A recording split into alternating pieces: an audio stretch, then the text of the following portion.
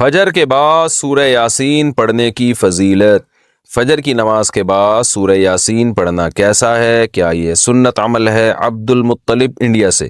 مسند دارمی کی حدیث ہے کہ نبی صلی اللہ علیہ وسلم نے فرمایا جس نے صبح سورہ یاسین کی تلاوت کی تو اللہ تعالیٰ اس کے اس طرح کے الفاظ ہیں کہ اس کے سارے کام پورے ہو جائیں گے، لیکن یہ حدیث سند کے لحاظ سے بہت زیادہ ضعیف ہے۔ فجر کے بعد کون سے کام کریں؟ فجر کے بعد ایک مسلمان کی کیا روٹین ہونی چاہیے، اس پر روشنی ڈالیں۔ ابو حنین کراچی سے۔ دیکھیں حدیث سے تو یہ بات ثابت ہے کہ فجر کے بعد کا وقت ذکر اللہ کا وقت ہے۔ آپ صلی اللہ علیہ وسلم نے ارشاد فرمایا کہ جو شخص فجر کی نماز کے بعد اسی جگہ جہاں نماز پڑھی ہے بیٹھے بیٹھے اللہ کا ذکر کرتا ہے یہاں تک کہ جب سورج ایک نیزہ بلند ہو جاتا ہے، اشراق کا وقت داخل ہوتا ہے، 2 رکعت پڑھتا ہے تو اللہ اس کو ایک حج عمرے کا ثواب عطا فرماتے ہیں۔ تو بہت سارے اسلاف اسی پر عمل کرتے تھے کہ فجر کی نماز کے بعد اللہ کا ذکر کیا کرتے تھے۔ یہاں تک فقہا نے لکھا ہے کہ فجر کی نماز کے بعد تلاوت کرنے سے بہتر ہے ذکر کرنا۔ تو اگر کوئی اس طرح تسبیحات نہ کر سکے تو پھر تلاوت کر لے، کیونکہ بہرحال تلاوت بھی ایک طرح کا اللہ کا ذکر ہی ہے۔ تو یہ وقت جو ہے نا ذکر اذکار کا وقت ہے، سب سے بہتر ہے ذکر کرے، وہ نہیں تو پھر تلاوت کرے۔ تو لیکن واجب کچھ بھی نہیں ہے اس میں، تو اگر آپ فجر سے پہلے کر لیں ذکر، فجر سے پہلے کر لیں تلاوت تو بھی جائز ہے۔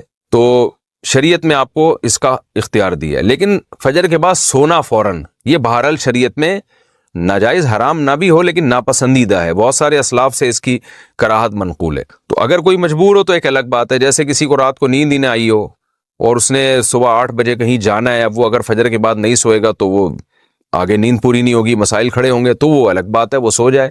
لیکن نارملی فجر کے بعد سونے کا معمول بنا لینا یا بلا ضرورت یہ کام کرنا شریعت میں پسندیدہ نہیں ہے۔ بہت سارے اسلاف نے اس کو ناپسند کیا ہے کیونکہ مبارک وقت ہے، اللہ اللہ کرنے کا وقت ہے۔ کچھ نہیں آپ کرتے، ایکسرسائز کر لیں اس وقت، صبح واک کر لیں جا کے، اچھی ہوا ہے، تازہ ہوا ملے گی آپ کو، جاگنگ کر لیں اس وقت جا کے، پورا دن آپ کا اچھا گزرے گا۔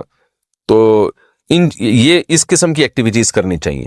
اور دوسری بات نبی صلی اللہ علیہ وسلم نے فرمایا بورک لامتی فی بکورہا، اللہ تعالیٰ نے میری امت کے کاموں میں برکت رکھی ہے صبح کے وقتوں میں۔ تو جتنے بھی کام جو صبح کے وقت میں کیے جائیں اس میں اللہ نے برکت بہت رکھی ہے۔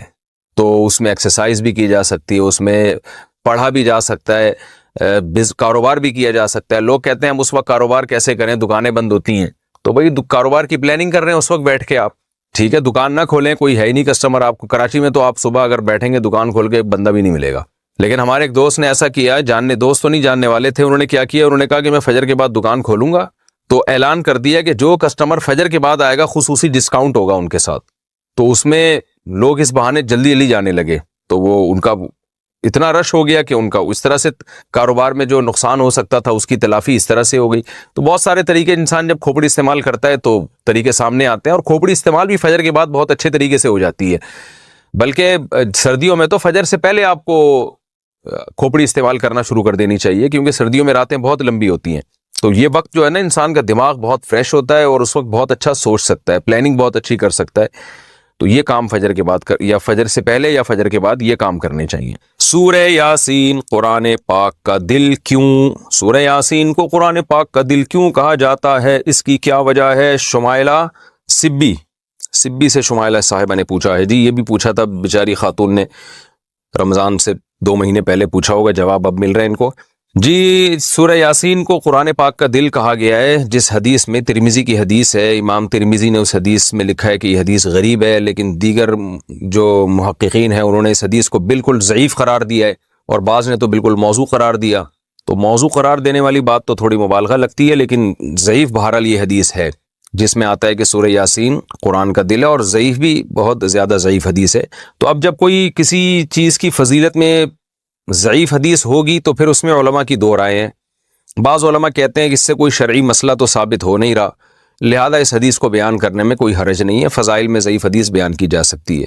اور بعض علماء کا موقف ہے کہ نہیں بھائی، فضائل کے باب میں بھی احتیاط کرتے ہیں کہ جی حدیث صحیح ہی ہونی چاہیے۔ تو اس میں ہمارے ہاں نا غلو بہت ہے۔ بعض لوگ کیا کہتے ہیں، کسی نے سورہ یاسین کی فضیلت میں ضعیف حدیث سنا دی تو بعض لوگ ان کے خلاف کلپ بنا کے ڈال دیتے ہیں، یہ دیکھو ان کو تو پتہ ہی نہیں حدیث ضعیف ہے اور نبی پر بہتان باندھ رہے ہیں، اور دیکھو ان کے پاس علم نہیں ہے۔ تو یہ بھی جہالت کی بات ہے، ضعیف حدیث اور موضوع میں فرق ہوتا ہے۔ تو اور بعض کیا کرتے ہیں، ان کا معیار ایسا ہوتا ہے، اتنا گر جاتا ہے کہ ان کو صحیح حدیث سے پتہ نہیں کچھ چڑ سی ہو جاتی ہے، وہ کبھی کسی موضوع پر التزام ہی نہیں کرتے کہ ہم صحیح حدیث پیش کر دیں لوگوں کے سامنے اس بارے میں. صحیح حدیث بھی ہوتی ہیں اس موضوع سے متعلق. تو اس لیے اعتدال کی رائے یہی ہے کہ آپ کا جو موقف ہے آپ وہ بیان کر دیں اور دوسرے پہ طنز نہ کریں آپ. تو ہماری رائے یہی ہے کہ جب ہمارے پاس صحیح احادیث سے اتنی چیزوں کی فضیلتیں ثابت ہیں تو ہمیں ضعیف کی طرف جانے کی ضرورت نہیں ہے. تو میرا تو طریقہ یہی رہا ہے کہ بھئی جب سورہ یاسین کے بارے میں جو یہ حدیث ہے کہ قرآن پاک کا دل ہے، یہ صحیح حدیث نہیں ہے، تو میرا موقف یہی ہے کہ اس میں احتیاط کی جائے، نہ بیان کی جائے وہ حدیث. لیکن اگر وہ عالم یہ حدیث بیان کرتے ہیں ممبر پہ سورہ یاسین کی فضیلت میں، تو ان پہ طنز نہیں کیا جا سکتا، کیونکہ کوئی شرعی مسئلہ نہیں بیان کیا جا رہا. کیونکہ سورہ یاسین کا مضمون بہرحال اتنا جاندار، اتنا شاندار ہے کہ اس ضعیف روایت کی تائید اس سے بہرحال ہوتی ہے کہ اس کے مضمون کو جب آپ دیکھتے ہیں تو لگتا ہے کہ یہ واقعی قرآن پاک کا دل ہے. اولم یر الانسان انا خلقناہ من نطفۃ فاذا هو خصیم مبین. نبی کے پاس ایک شخص جو ہے نا قبر کی بوسیدہ ہڈی لے کر آیا اور کہنے لگا اس میں جان کون ڈالے گا. سورہ یاسین میں اللہ نے آخری رکوع نازل کیا کہ یہ انسان جو آپ کے پاس ہڈی لے کر آیا ہے یہ دیکھتا نہیں ہے ہم نے اس کو منی کے قطرے سے بنایا، اور آج یہ ہم پہ اعتراض کر رہا ہے کہ اس بوسیدہ ہڈی میں کون جان ڈالے گا. قل یحییھا الذی انشأھا اول مرہ. آپ اس سے کہتے ہیں وہی جس نے اس ہڈی کو پہلی دفعہ بنایا نا، اسی ہڈی سے پوچھیے، بتائے گی جس نے مجھے پہلی دفعہ بنایا ہے وہ مجھے دوبارہ بھی بنا سکتا ہے. تو ایسے جاندار مضامین ہیں سورہ یاسین کے، تو اس لحاظ سے اس کو دل کہہ دینے میں کوئی حرج نہیں ہے. لیکن بہرحال اس بارے میں جو روایت ہے وہ کافی ضعیف روایت ہے. تو ہمارا ایک ترجیح ہے کہ جو صحیح احادیث ہیں، جیسے عبداللہ ابن عباس رضی اللہ عنہ سے ایک اثر منقول ہے سورہ یاسین کی فضیلت میں، صبح و شام پڑھنا چاہیے سورہ یاسین کو. تو ایسے صحیح روایات کا اگر ہم التزام کریں تو یہ زیادہ بہتر ہے. پھر کبھی انشاءاللہ میں سورہ یاسین کی کوئی فضیلت اگر صحیح احادیث میں وارد ہوئی ہے تو اس پہ الگ سے انشاءاللہ میں کلپ ریکارڈ کروا دوں گا.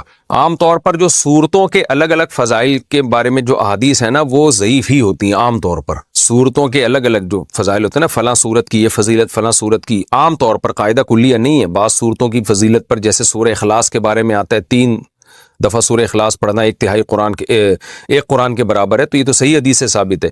لیکن عام طور پر جو صورتوں کی الگ الگ فضیلت کے فلاں ٹائم پہ پڑھنے میں یہ، فلاں ٹائم پہ پڑھنے میں، تو عموماً اس بارے میں روایات اکثر ضعیف ہوتی ہیں.